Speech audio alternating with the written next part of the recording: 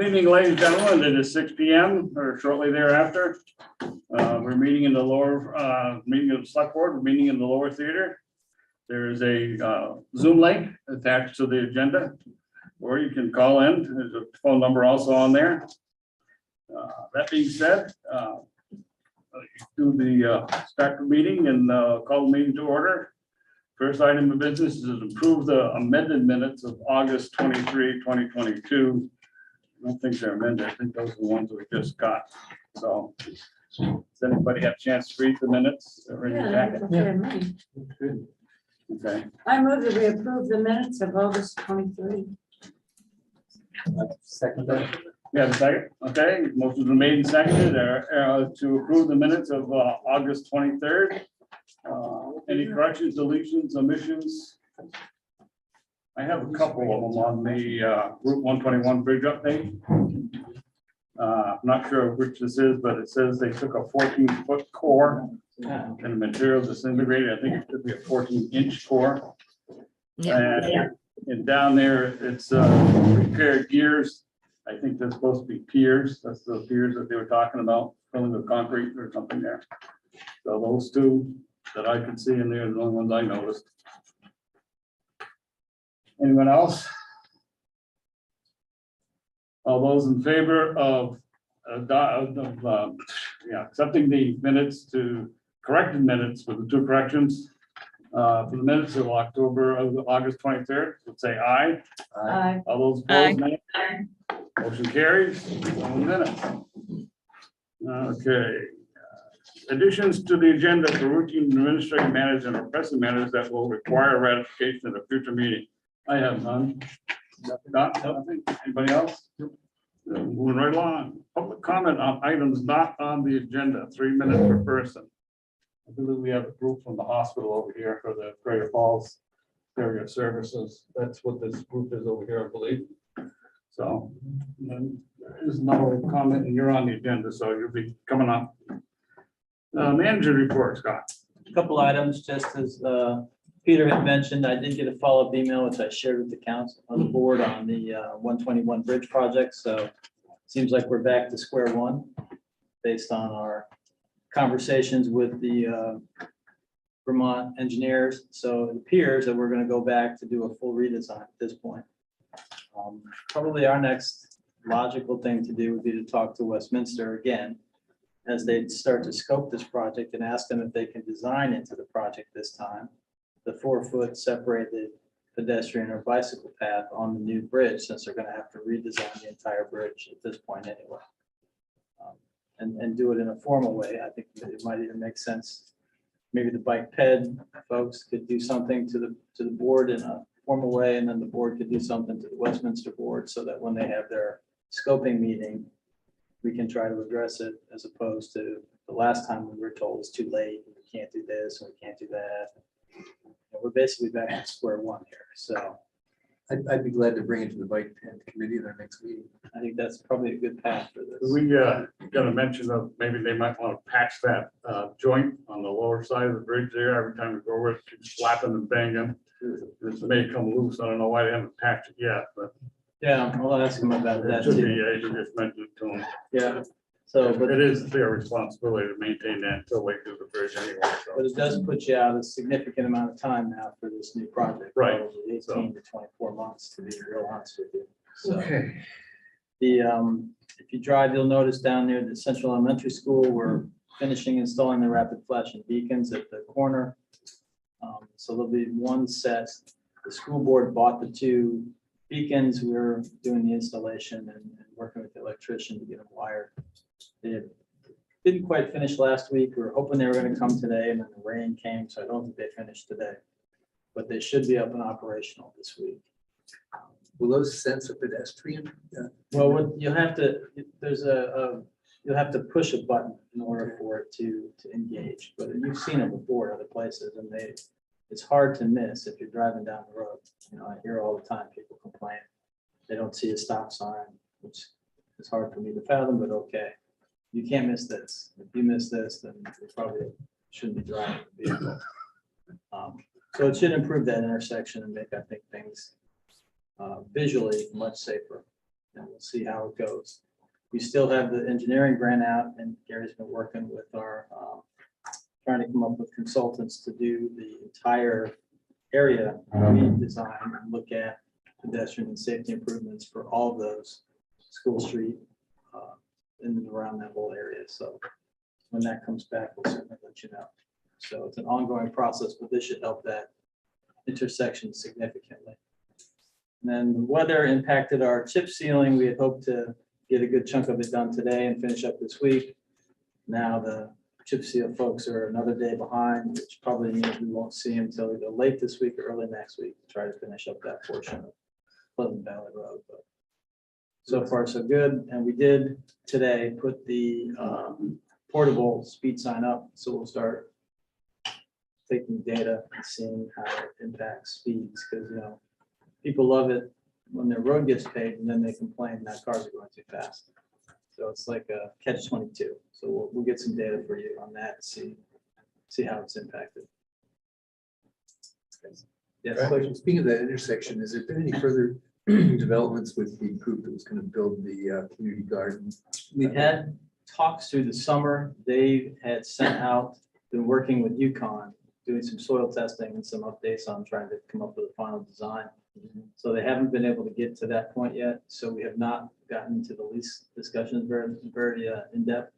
They're waiting on all that detail to come back. So they're still very interested. They still want to pursue it, but they're doing their due diligence on a couple things that are going to impact the aesthetics and the visual design and how it's going to get laid out. So as soon as they get that information back, we'll sit down and hopefully get a draft that we can talk about here fairly soon. Great. Yes. Anyone else? Questions? Tom? One quick question, Tom. I had mentioned to you in an email about possibly getting those cameras that check somebody's speed and sends a ticket for some of the speeding problems like in Bartonsville. Did you look into that? It's in Vermont, that's a little bit of a, we're a little constrained on how to do that here.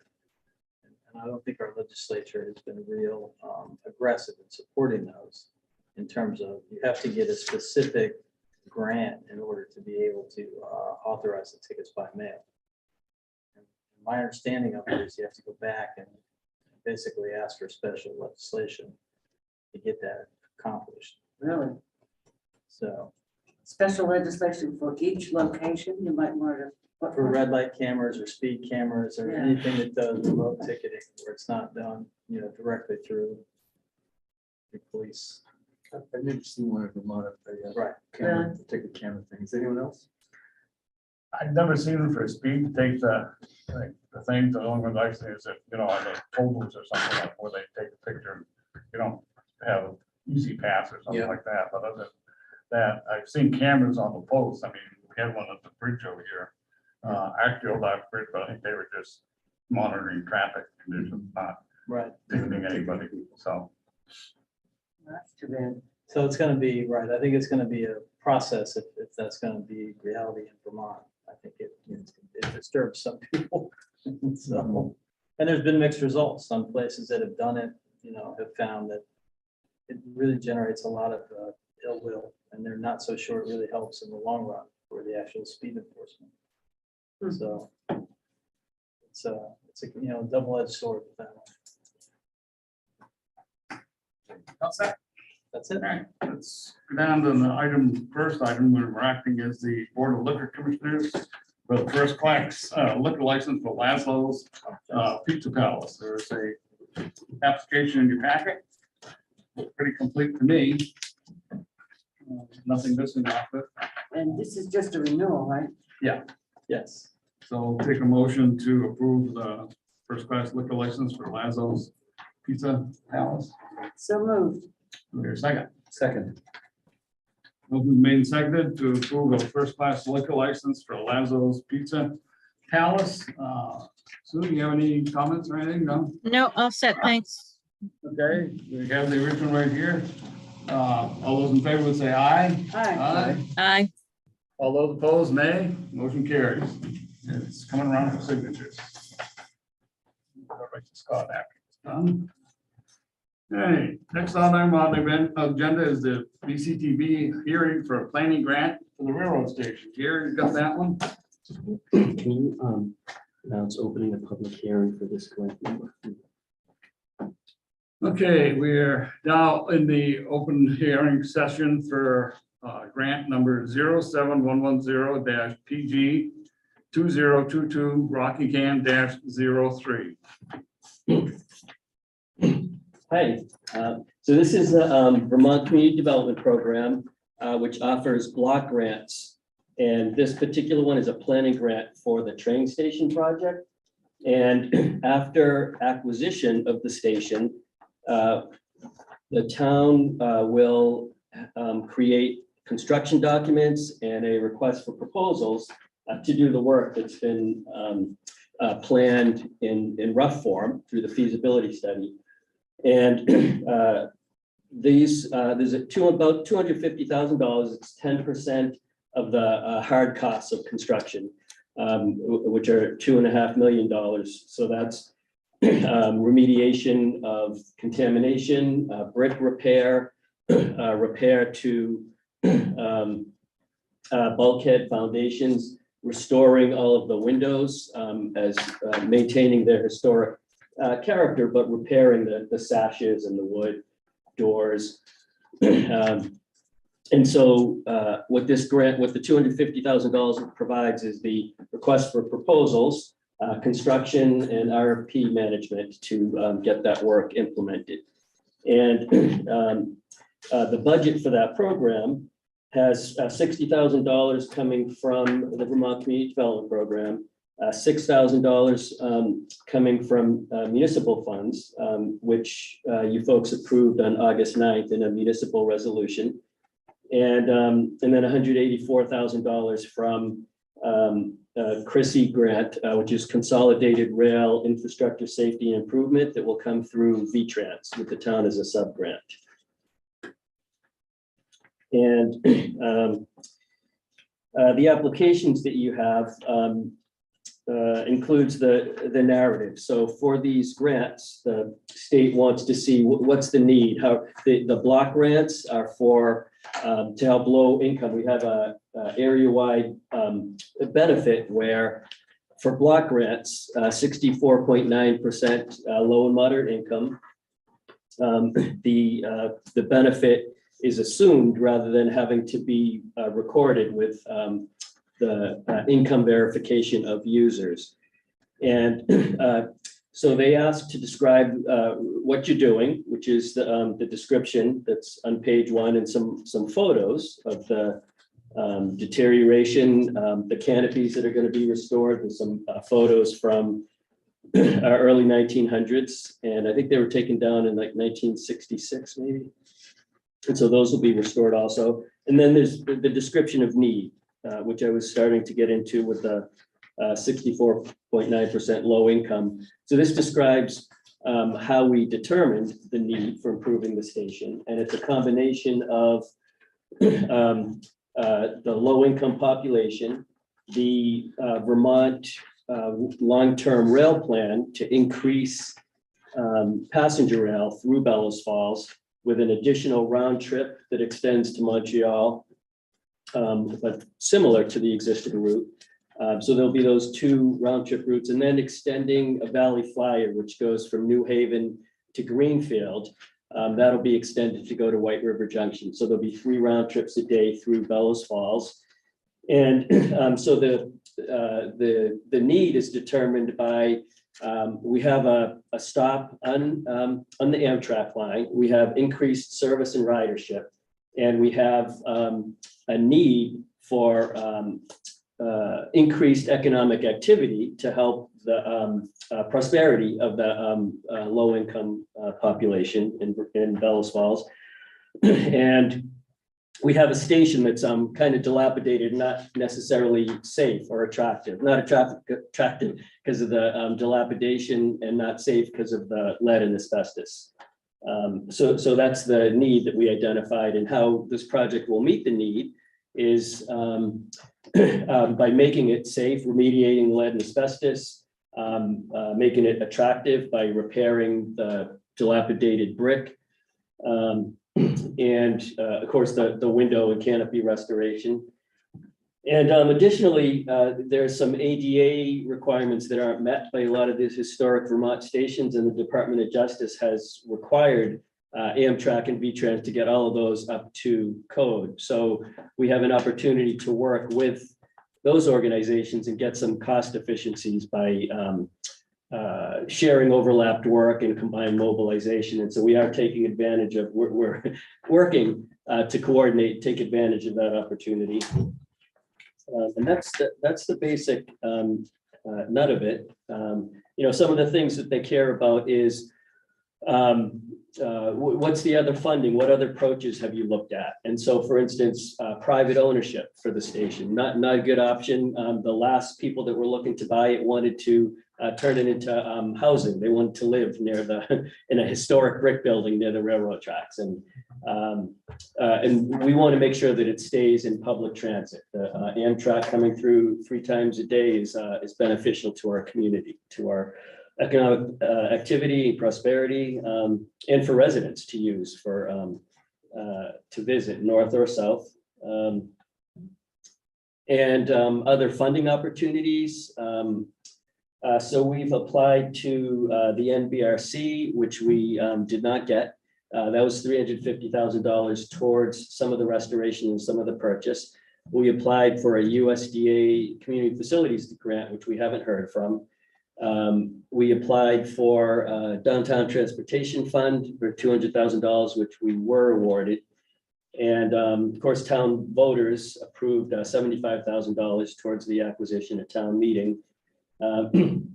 And we have a $1.8 million congressionally directed spending, which has succeeded halfway through the process, but still has to get through an appropriation before it can be granted through Chrissy, through VTrans to us for the train station. That's pretty much everything that they're looking at there. Timing pressures, there's a NEPA process. The National Environmental, they want you to look at the environmental conditions, like for instance, are there endangered species? Are there some bats that if you do some work around there, it's going to cause a problem for the habitat? Or is there some other kind of neighboring contamination? Or is there archaeological sensitivity? Are you going to be paving over a burial spot that you're going to be digging up a ground that could be indigenous people's burial spot and then paving it over, something like that. So the NEPA review looks at all of those activities, and we will complete that and have a letter of release from that review before we close on the purchase. And so that basically covers it. Anyone have any questions for Gary? I do. Gary, the sequence of when are we closing with the railroad on the building itself? So that would be after we have a release from the NEPA review. Okay. So the railroad is I mean, for other than getting closing documents together, they're ready to close. They sent a purchase option back to the town attorney. You folks approved the purchase option and concept in August. So there's all of the closing details, like the attorneys verifying titles and that sort of research. But basically, as soon as the NEPA review is done, which the best scenario would be in early October. It won't be before that. It could take a little bit longer. Thanks. And now you said that we don't own the land under the building. The state owns the land under the building. That's correct. Okay, so we can work on the foundation of the building without encroaching on the state's land. Yes. And part of one of the benefits of going through the NEPA review is that the civil engineers there and historic preservation archaeologists that the consulting team has are working with VTrans, Department of Historic Preservation, Department of Environmental Conservation, to make sure that all of those pieces are aligned with their, each agency has its own fine print in terms of what constitutes ground disturbance and triggers environmental study, what constitutes pre-disturbed soil that is going to trigger a need for archaeological exploration before you do the work. So all of these pieces are going to be agreed to and negotiated beforehand. So the work that we do in other people's, like in the state's land, will meet their requirements for, they're going to say it's okay before we do anything, or we won't do it. Okay, and last question, the platform used to go in two directions. Did you talk at one point about extending the, replacing with platform that had been removed, or the overhang? Yeah, so the canopies, the overhang, we want to replace that. That's a good example of where the state owns the land. There's regulations where for certain work, utility is a must. That's has to be allowed. Other ones are discretionary depending upon the agency. As long as you put the dirt back that came out, where you put it back where it came from, you're not triggering any ground disturbance. So for the platform, if they allow a trench at the right amount of distance from the base of the station, where any footings could be installed for the canopies without triggering any issues, then we'll restore the canopies. We are providing budget permits, which we think it does because we planned the budget for it. But if it doesn't, if that's not allowed, then the canopies could end up being cut. Thanks. What happens if you don't pass that NEPA review? Well, it's not so much a matter of pass it as what conditions there are. So for instance, the sewer lines and the water that feeds the radiators are very, very, very, very old. They're 100 years old and they're all rotted. They're of odd shapes that you can't even connect with anymore. So in order to replace those, we need to dig up the road and redo the water and sewer service to the building. And so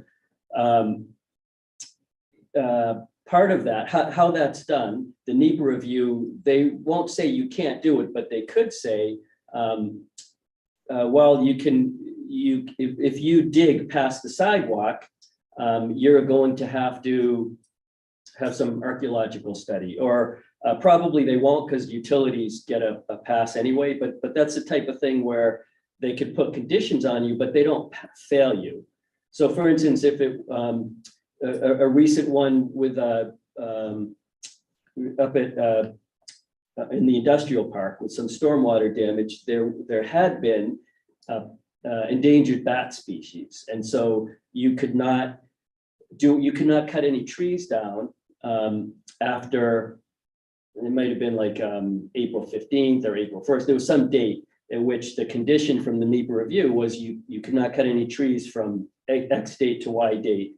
But it's not that you don't pass, it's just that there's conditions that protect that endangered species. So we won't fail the NEPA review, but they may give us conditions that are. So is there a possibility that meeting unexpected conditions might add to the?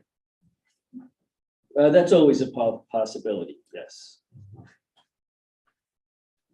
Anyone else? We are, I just would say that we are putting a lot of time and resources up front with very qualified consultants to get the best results so that doesn't happen. Mm-hmm.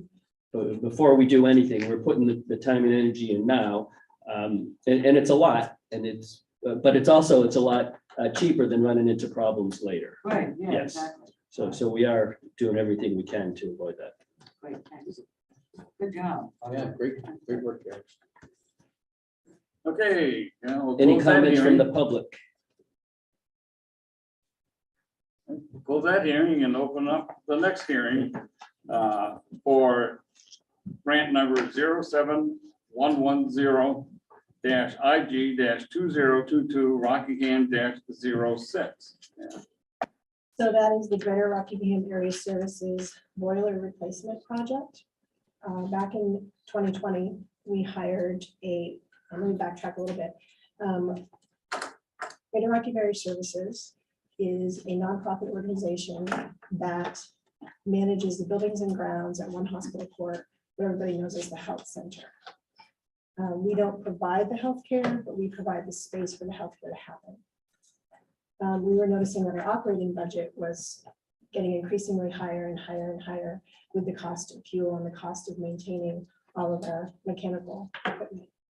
We had a study done by Du Bois and King in 2020, and they assessed that replacement of the boiler would give us the most, for lack of a better term, bang for our buck as far as savings, and then being able to accumulate those savings for other projects that we need to have done.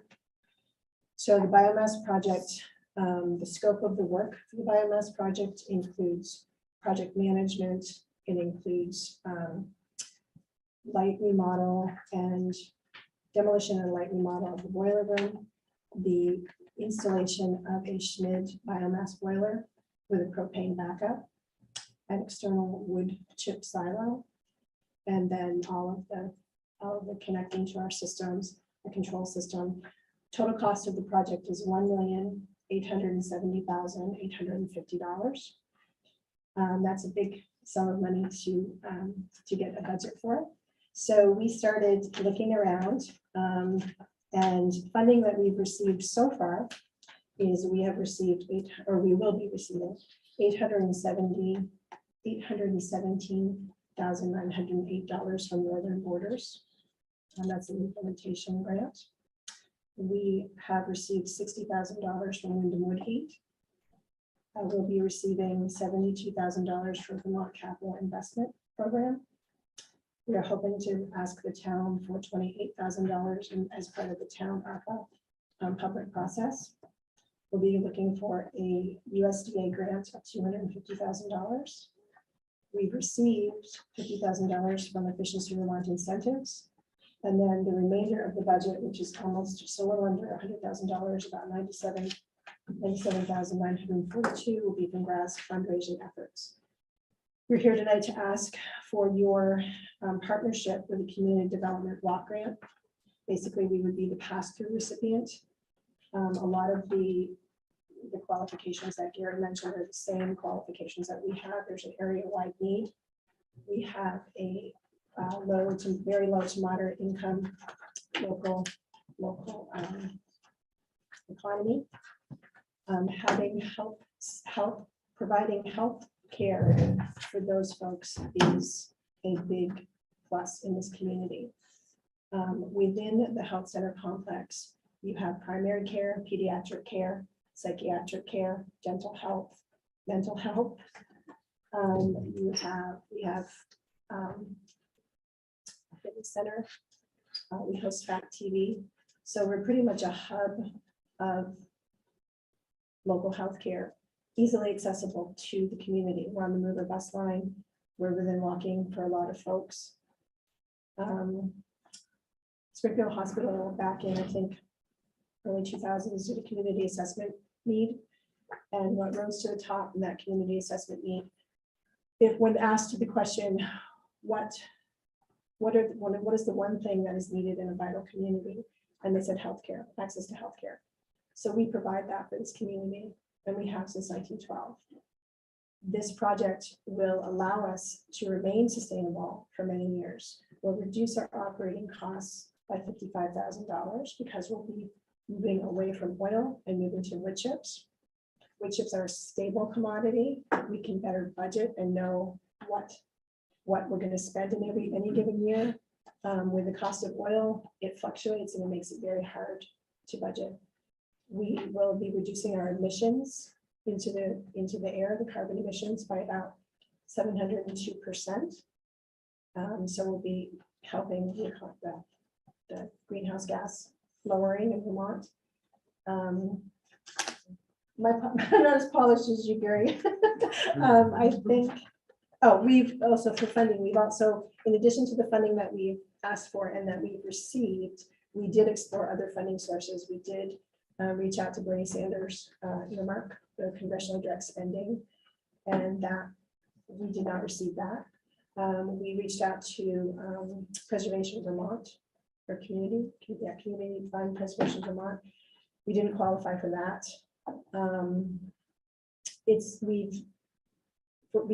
The size of the project, the amount of money that we need, and the fact that we are one step away from healthcare, we don't provide it, we provide the space for it, made it a unique challenge to find funding. That had the dollar amount that we needed and that we fit into their parameter. And so we have kind of a narrow scope of places we could go to. Northern Borders was one of the big ones, and community development block grant was the other big one. Let's see what else. No, timing pressures. So there's definite timing pressures to this project. One of the biggest timing pressures is the fact that boilers right now are at least a 6-month lead time. So I have to be able to get all of my funding in place, go to the procurement, the process of putting the project out to bid.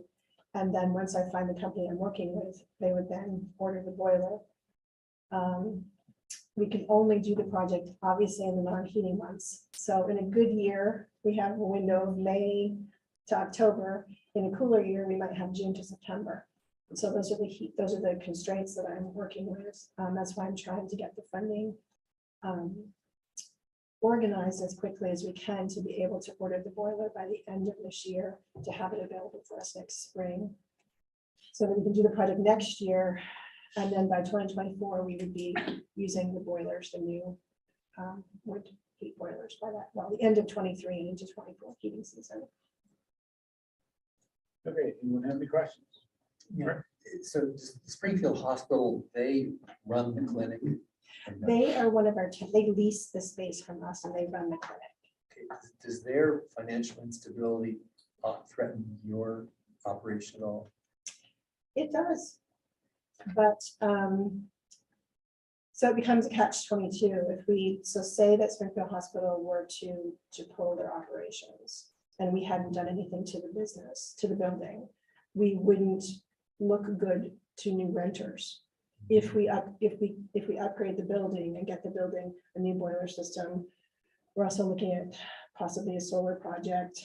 The savings from those two will help us do a lot of little facade upgrades, some more infrastructure upgrades to put us in the best possible light. Should that happen, we would then be able to reach out to possibly other health centers or like a convenient MD to have them come in and lease the space. So if we don't upgrade, I can't sell the space. Right. If that makes sense. Okay. Yeah. So far, I don't see any indication that they would be leaving, but it is something that's always in the forethought of the board and myself is, kind of a plan B. Because they closed the maternity services there last year, did they? In at Springfield Hospital, Springfield, correct. yeah. I can tell you that the Wyndham Center, which is run by Springfield Hospital, Mhm. it's a 10-bed psychiatric unit that we have up there. That is a good profit center for them, as is physical therapy, which we have there. Springfield Medical Care Systems, now North Star, they run the walk-in clinic, the pediatric care, and the primary care. We can start the wood chips. You got some sort of, Outside silo. oh, that's a big one. Sure. Bonnie, anything? Right, Gary. Yeah, so just from a development office perspective, the board did pass a resolution for this grant on August 9th. And so for this public hearing, I think it's just a good reminder, Marty mentioned the ARPA funds, but in the public process, it's the only project that all 3 communities scored within the top 3 projects. It did score really highly for every community in Rockingham really wants to see Grant stay up to par for the facility. I guess you're all set. No one else has any questions or any comments from the board over there, I guess? One thing that I'm not sure that has been brought up before is that we are not able to buy the heating oil locally because the boilers are so antiquated, that they only use a type of heating oil that has to be procured from, I think, New York State. Bunker oil, basically. Yeah, it's, Number 4. yeah. It's pretty bad. It's like the tar. So this would get us on a locally sourced fuel. And the money stays in the community. Yes. A lot of good benefits. I guess we can close this hearing then. And move on. Thanks, Marty. Thanks, Gary. Item number 4, which is the appointment for a deputy town health officer. There is a memo from Chuck with suggested motion and an application requiring my signature. If someone wants to make a motion to make that suggested motion, we can get into discussion if there is any on them. I move that Sean McGinnis be appointed as the Deputy Health Commissioner for the town of Rockingham. I'll second that. And you already the full motion because it authorizes me to sign. Oh, I'm sorry. Is there It's at the, in the box Yeah, bring the on box the there. explanation memo. Suggestion. Oh, okay, sorry.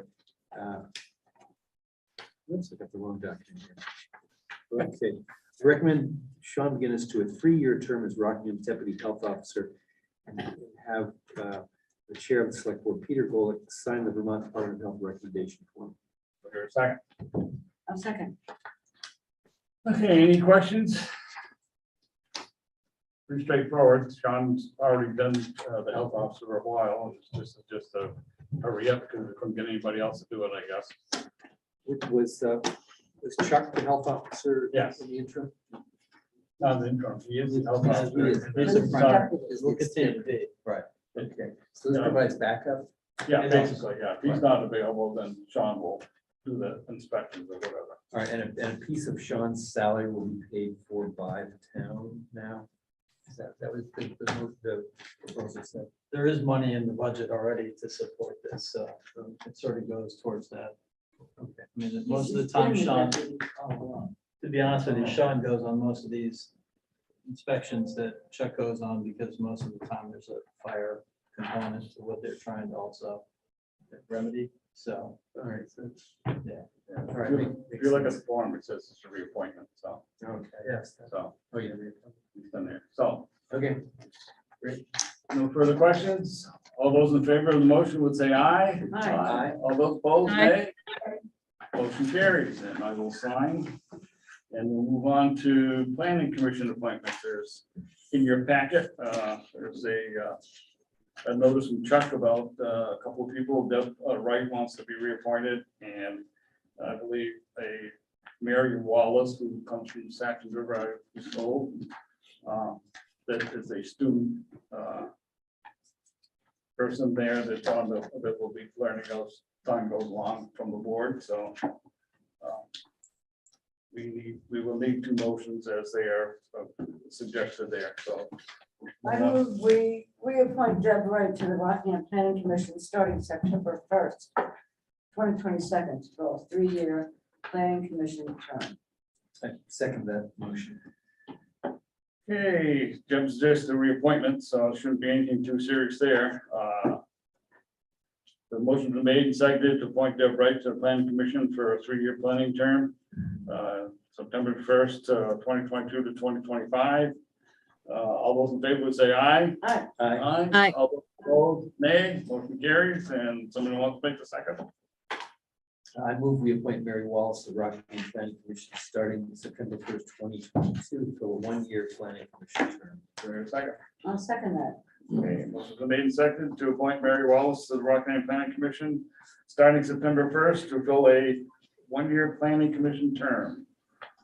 Any questions, suggestions? Hearing none, all those in favor of the motion would say aye. Aye. All right. Aye. Opposed, nay. Motion carries. The next one is the request for equipment funds for fire department reporting software, ESO contract. There is a literature in your packet describing what they're going to do between the 3 departments. Hope everybody had a chance to look at them, but the fund is requesting $7,531, $7,531. So it supports all 3 of our current operating fire support organizations. And really what happened was the prior vendor is out of business. So they're no longer supporting their software product, which we were using and are required to use to file all of our run fire data information, the stuff that goes into the national database, which is the NIFRS, they call it, the National Incident Fire Reporting System. And all of that is required in order for you to be eligible for the grants that we've been applying for through USDA and FEMA and all the other support the firefighter grants. So it's a critical piece of their infrastructure, as well as we go down the road and look at fire service and how we're providing fire service and options and conversations that might get into run data and all that. This will give us one platform to work from. So we'll have all the information from Rockingham, Saxons River, and the village all in the same basic format. So we'll be able to hopefully provide better information to whatever comes down the road if the boards have to take a look at that going forward. So it's kind of a necessary piece of a longer conversation that we've been talking about with equipment and manpower and stations and locations and all the other pieces that fit into the fire service. But this one is important because it's replacing a vital piece that we need to get up to date so that we're continuing to be eligible as we go forward. So that being said, we will need a motion to approve the request for the reporting software contract in the amount of $75.31 for our fire, that current fire department budget. I move that we approve $7,531 from our fire equipment budget for a new software package from a company ESO. So here a second. A second.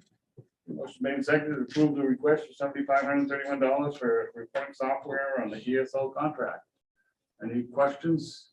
We have enough money in this budget then? We do. It's in there. And we'll see as we go forward. I know we've been reporting to you for months that we're waiting on some of these report outs for the assistance to firefighter grants, the ones that we had applied for way, almost a year ago now. And they're still issuing out the money in dribs and drabs. And my guess is that they'll have to have it completely done by the end of the federal fiscal year because they'll have to have the money obligated. So we're still waiting to hear if some of these other items that we had asked for got funded either through that FEMA Assistance to Firefighter Grant Program or through the USDA program. And if not, we'll probably be coming back to you with a revised request for some equipment replacement for just some of the basic gear, like the bottles and some of the air packs that the guys wear, because some of that material is actually starting to expire. So they're going to have to replace a certain amount of that just to keep it in compliance. But that's all part of our request. And we've been sort of trying to, or hoping that maybe we'll get some federal support, but if not, we're going to have to come back to the board and talk about that as a request for equipment that you'd probably be seeing sometime this fall. Does this software work for all three of our departments?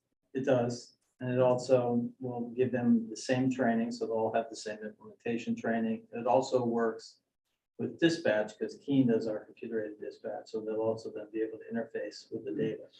So we won't have to go through any other kinds of gyrations. It will all work fairly seamlessly. Any other questions? All those in favor of the request of $7,531 from the current budget for the ESO reporting software would say aye. Aye. Aye. All those opposed, nay. Motion carries. Item 7 is a request of the Vermont Fish and Wildlife for relief for beaver issues. There's a letter in your packet from Mr. Picker to the Especially the game warden. game warden. Yep.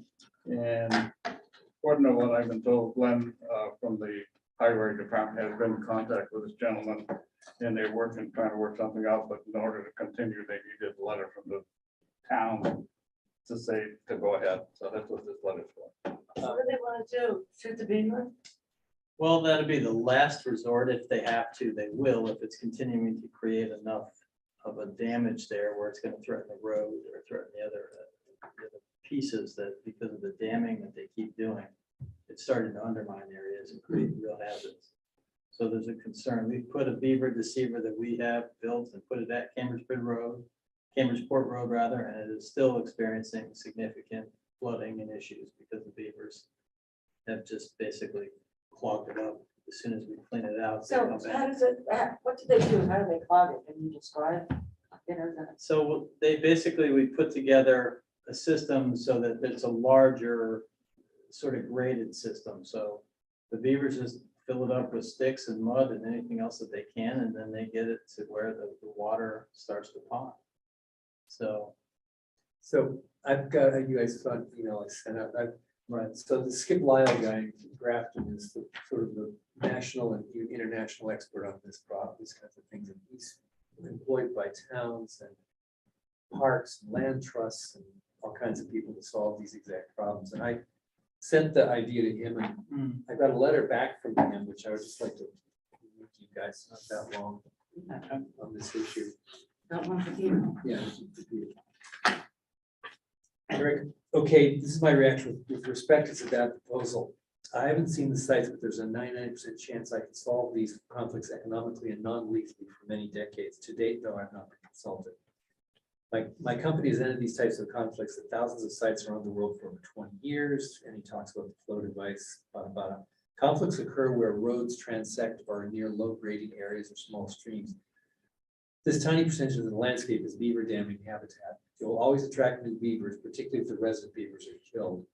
Culverts and small bridges in particular are ideal damming sites.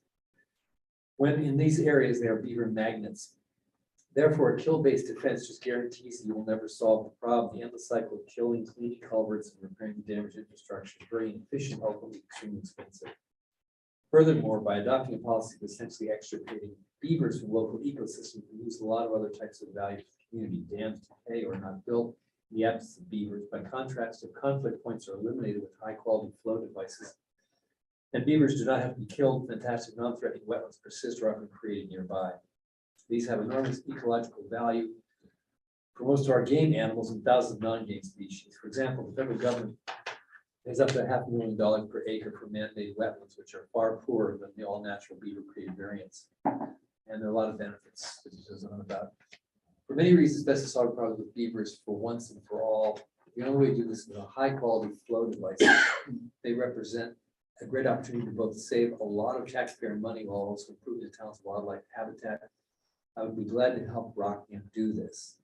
So my thought is that just if we can, just Andy and Skip could simply have a phone conversation, whatever, just, with that, just to trade information, see what the possibilities might be for a non-lethal. you can certainly come out and look at the Cambridgeport Road, see what we've already done. All right. In that location, which is basically a modified system, much like he has in his email that he had sent. Yeah. It's pretty much the same basic design, maybe a little different. His is a little different than what we put together. Yeah, Thad got one. We had in our neighborhood, there's some beavers on the road, on Thad's property. We had a beaver deceiver put in 3 years ago. We always used to clean it out, and it's been fine for 3 years. So I think it's worth checking out.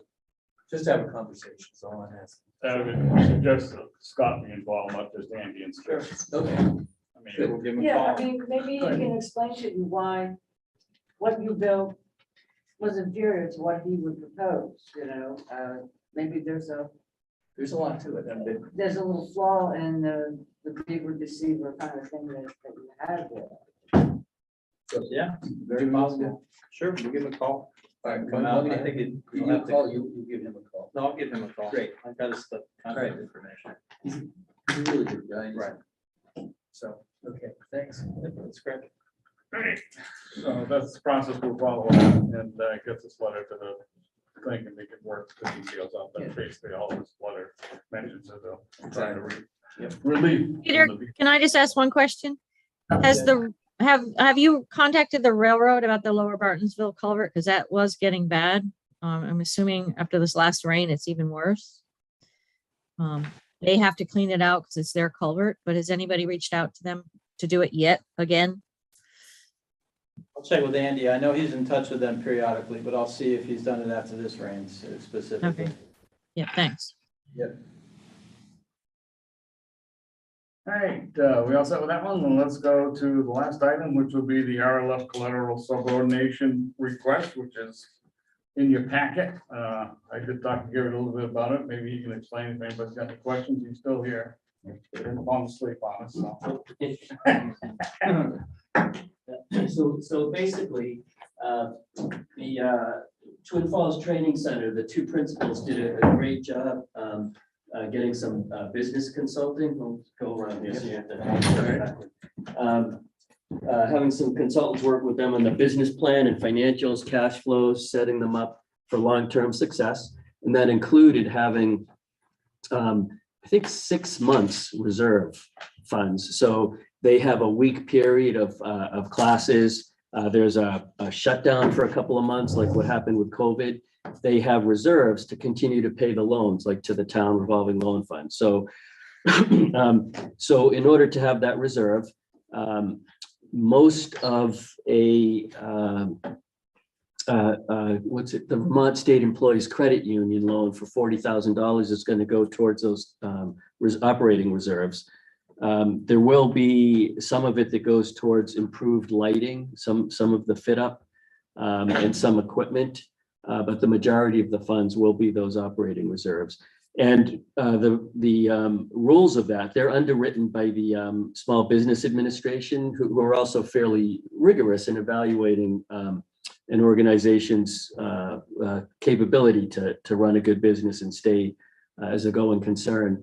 But their requirements of any loans that they do is that they have first position. And so they're asking the town to subordinate our first position in our revolving loan. And the committee, the revolving loan fund committee, felt it was didn't really impact our security too much. They all felt really comfortable with the organization and subordinating to that loan. You know. Yeah, I was at that meeting and Katie Dearborn's a professional banker. And she explained to us why this really doesn't affect our security. It was beyond me, but what she said made sense to the group and we all voted to bring it to the select board, right? Yeah, so I mean, basically collateral, equipment collaterals is tough to deal with and get your money back. They have plenty of equipment. That's really what's getting second position. They have strong abilities to pay on personal guarantee if the business were to fail. And so that was part of why Katie didn't indicate a concern, is they both both the principals are signed on for personal guarantees.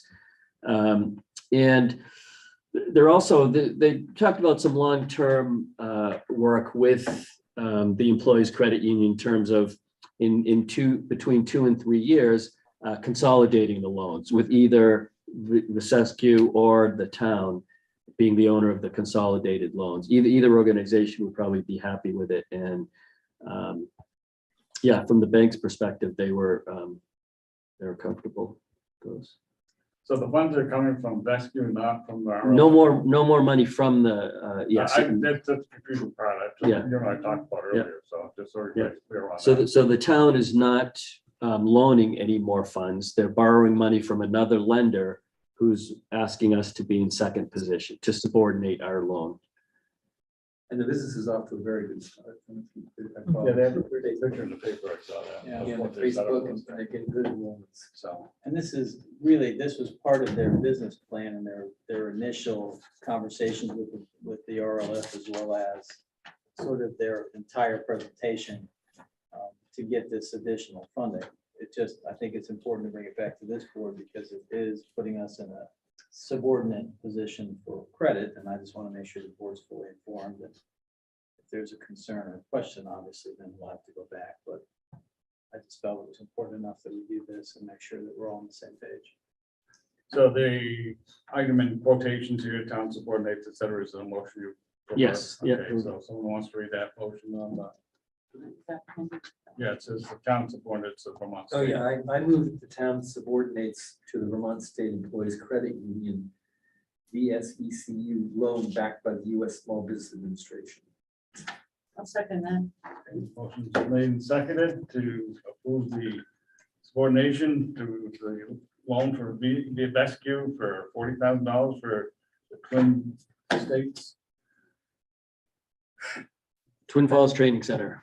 Training Center. I get it. Any questions? Comments? Hearing none, all in favor would say aye. Aye. Aye. All opposed, nay. Motion carried. Okay, reviewing the poll orders and bills warrants. Do you have anything? Sean? Didn't bring anything Not up. yet? Okay. It'll be the next meeting. Review the agenda items for September 20. I have Depot Street Bridge. Yep. We're gonna do financials probably coming around. Yes. We're trying to find out if there's gonna be a state representative. The guy that's coming down is gonna be from the design of the bridge. Right. So hopefully there will be a state person. At the meeting. Or this guy's gonna have to answer all the other questions such as the parking lot, the road, going to the parking lot, Right. utility movement and all that stuff. So, Yeah, this is Get it your before questions final ready. design, so this is the last Okay. shot. yeah. I'll be attending the meeting remotely, but And so we We're may have some funds.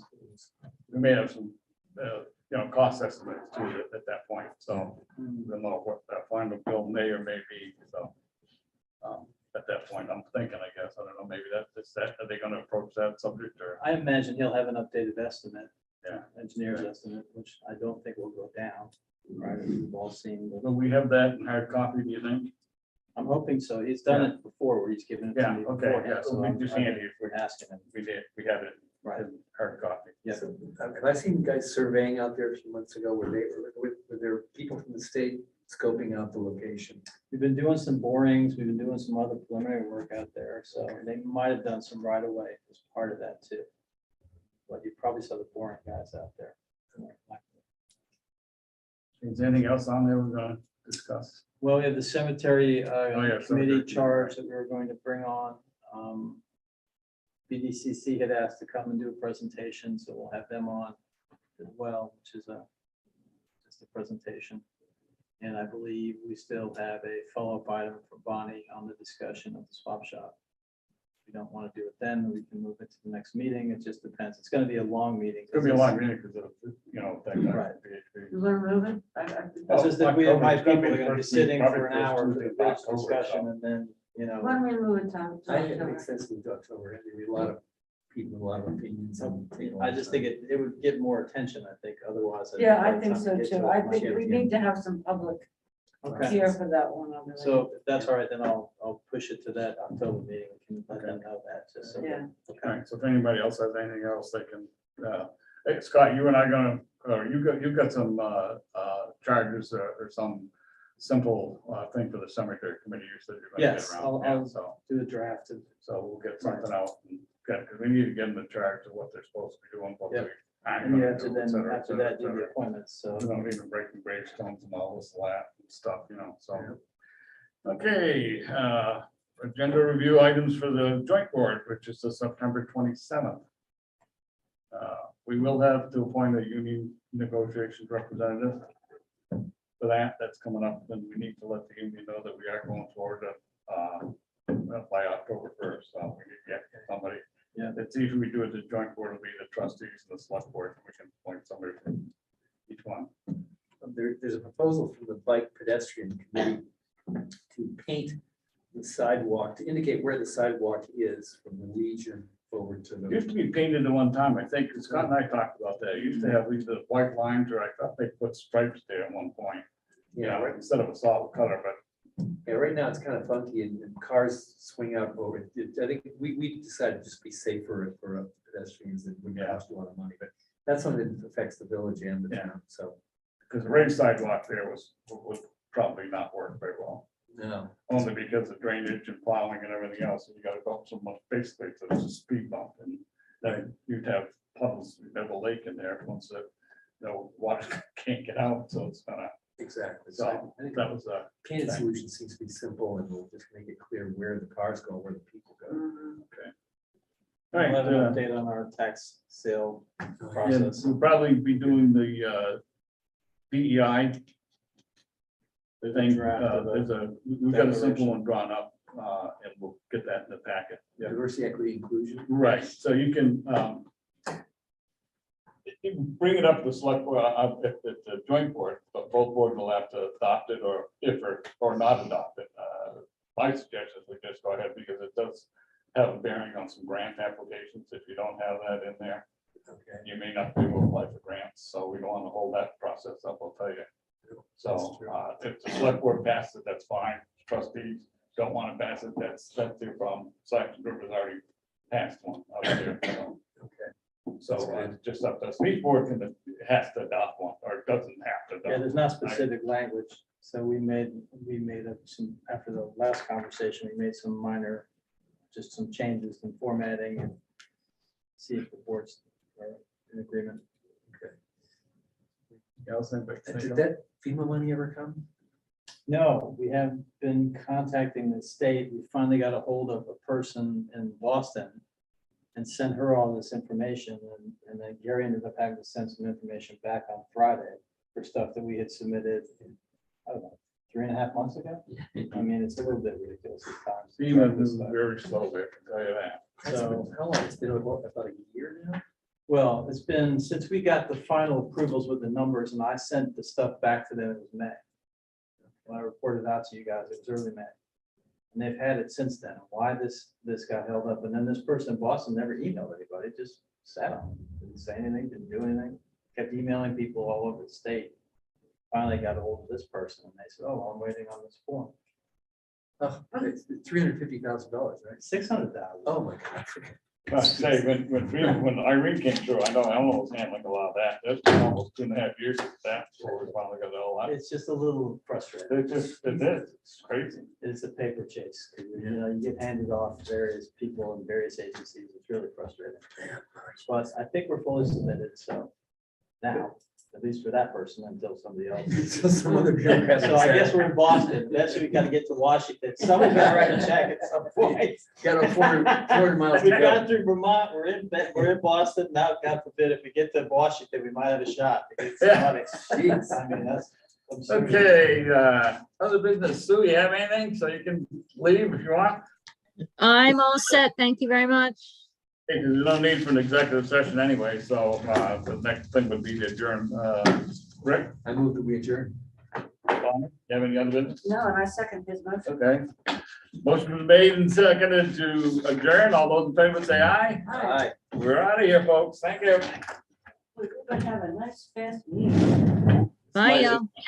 Recording.